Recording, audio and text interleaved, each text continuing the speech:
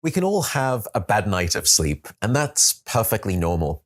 But how can we try to improve both the quantity and the quality of our sleep?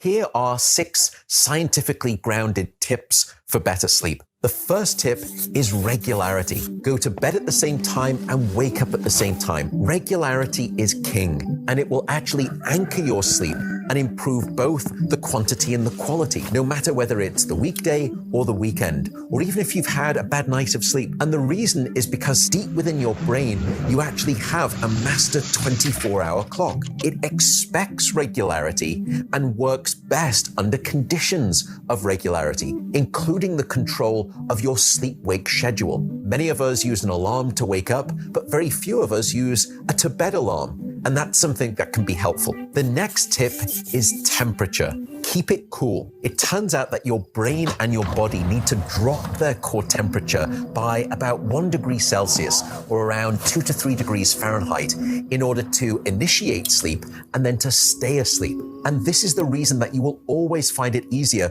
to fall asleep in a room that's too cold than too hot. So the current recommendation is to aim for a bedroom temperature of around about 65 degrees Fahrenheit or a little over 18 degrees Celsius. It sounds cold, but cold it must be. The next tip is darkness. We are a dark-deprived society, and in fact, we need darkness specifically in the evening to trigger the release of a hormone called melatonin. And melatonin helps regulate the healthy timing of our sleep. In the last hour before bed, try to stay away from all of those computer screens and tablets and phones. Dim down half the lights in your house. You'd actually be quite surprised at how sleepy that can make you feel. If you'd like, you can wear an eye mask or you can have blackout shades, and that will help best regulate that critical sleep hormone of melatonin. The next tip is walk it out. Don't stay in bed awake for long periods of time.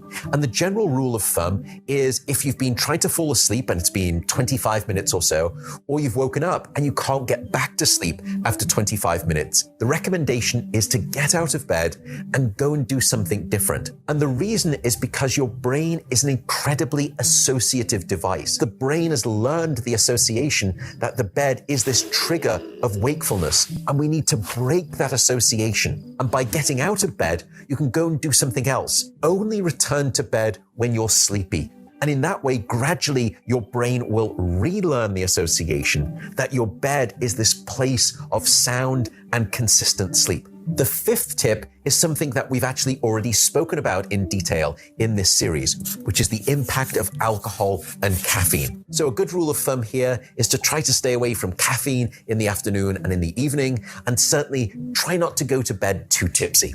The final tip, have a wind down routine. I think many of us in the modern world, we expect to be able to dive into bed at night, switch off the light, and we think that sleep is also just like a light switch, that we should immediately be able to fall asleep. Well, unfortunately, sleep isn't quite like that for most of us. Sleep as a physiological process is much more similar to landing a plane.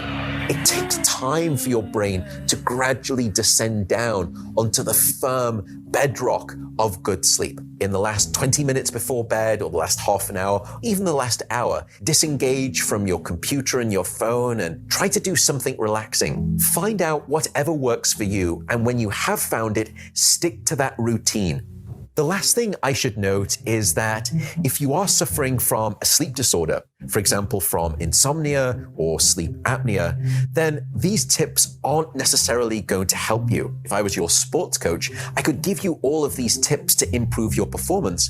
But if you have a broken ankle, it's not going to make a difference. We have to treat the broken ankle first before we can get back to improving the quality of your performance. And it's the same way with sleep. So if you think you have a sleep disorder, just go and speak with your doctor. That's the best piece of advice.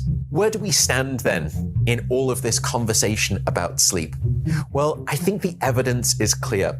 We can think of sleep almost like a life support system. In fact, some may even call sleep a superpower.